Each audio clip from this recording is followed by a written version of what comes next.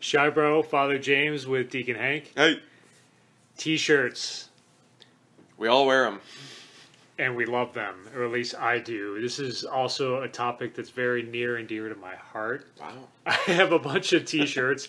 I don't have a lot of clothes other than my clerics, the black things that we wear as priests, and then pretty much mesh shorts and T-shirts. How about you? I feel about the same, yeah. Yeah. Pants and etc. Pants. Don't you hate pants? I love T-shirts. Part of why I like them so much, just obviously it's comfortable. That was one of the great things when I became a priest was I had a legit excuse to not worry about fashion. I've That's never true. been into fashion. It's and very freeing. caring about how I look, and so priesthood gives you an excuse. You just wear the same thing every day, and then when you get home at the end of the day, and you don't have to wear your blacks, you just throw on a T-shirt, and Good to people go. respect that. But I have a collection of T-shirts that are, to me, icons of the things that I love. So I have a bunch of like Chicago Blackhawks championship T-shirts. Unfortunately, my Cubs, my 2016 World Series T-shirt shrunk. Ooh. Yeah, and it was turning into like a muscle shirt or more like a flab shirt. So that one had to go to the Vincent DePaul. And I've got some Grateful Dead T-shirts. I'm proud of that one in 1995. Grateful Dead Summer Tour Soldier Field T-shirt. I was 10 years old. What else? I've got a Binion's T-shirt. Binion's was like a restaurant in Plymouth Court in downtown Chicago that sold turtle soup. Was one of their famous recipes. So it's like an old school T-shirt there. What are some of the T-shirts you have? I mean, we all have them, right? I'm wearing a St. Juliana Men's Club golf outing T-shirt right now.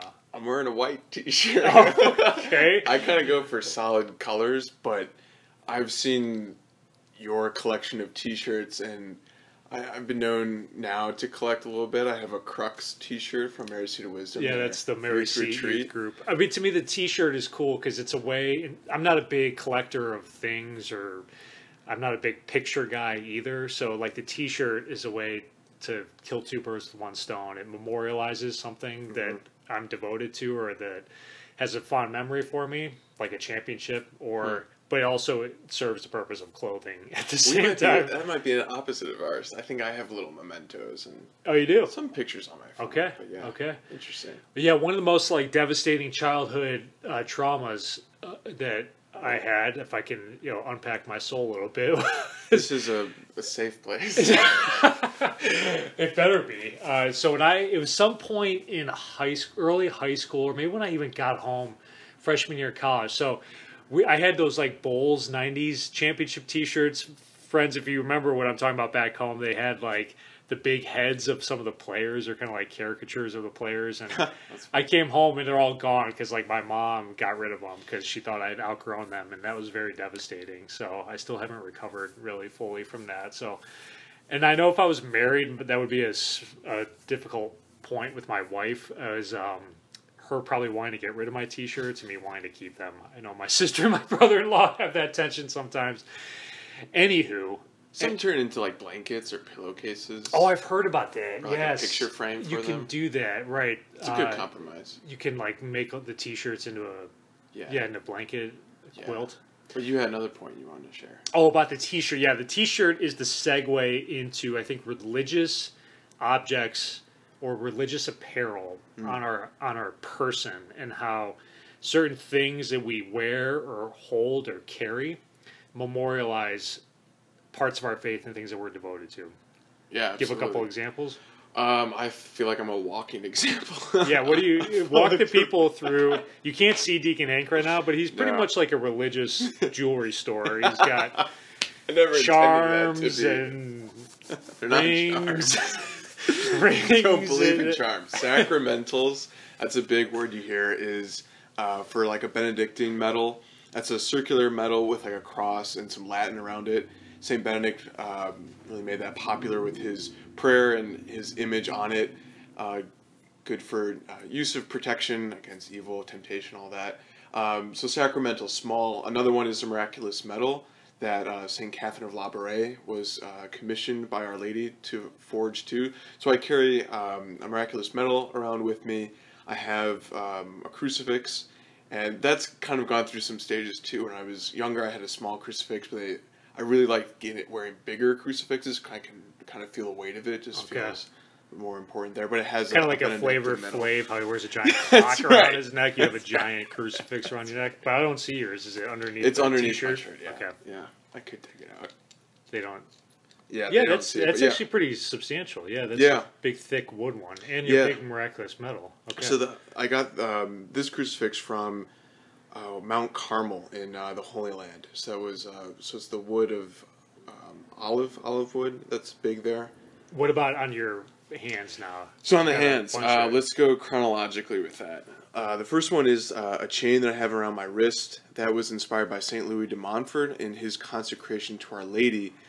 He suggested that as a reminder for yourself, you could wear a chain around your wrist. Some, back in the medievals, they did a little bit more hardcore. It was like a chain around their waist. Yeah, penitential chain around their chest or something. You once talked about, I don't know if he's a saint yet, but he's a blessed. Matt Talbot. Yeah, Matt Talbot.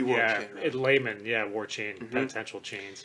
So I've worn the chain around my wrist for the longest. The second one was this ring that I have on my other hand. It has a chain with it too. And I got this ring after I declared candidacy. So that's one of the steps in seminary is that you stand amongst your peers, your classmates. Declare your commitment to being ultimately being a priest. And you got another ring? And I have another ring. This other ring is I got when I was ordained a deacon, because at that point I made the commitment to celibacy for the rest of my life. Okay, so. And then you're going to get another ring? I will not. That's it for the rings. So I always try to steal his rings like Smeagol. I'll actually take off the black ring as a sign of ending formation. The celibacy ring? No. I'll keep the celibacy That one better stay on, boy. I'm not in. I don't have the rings. I do have one cross around my neck, which I got as a kid. It's a St. Francis cross, and it's got Master grant me that I may not so much seek to be consoled as console that prayer. It's a real thin, little metal chain cross around my neck. It's a nice chain. Yeah, and I do wear the miraculous medal when I'm wearing my black clerical shirt. We're both obviously devoted to our faith and to Christ and the cross, and these things that we carry, rosaries in our pocket, are little reminders throughout our day that this is what we stand for. Yeah, the Blackhawks t-shirts are cool, but ultimately I could get rid of those. I wouldn't be that big of a deal. And that story I told about the Bulls t-shirts, losing those, really not that much of a trauma, but the things that we wear, whether it's the medals or the rings, that's really what we're all about. So friends, maybe you can think about, what do you wear? Do you have any religious objects? And what do they mean to you? And that might be a little fun family exercise to talk about one day around the dinner table. For sure. God bless. Peace.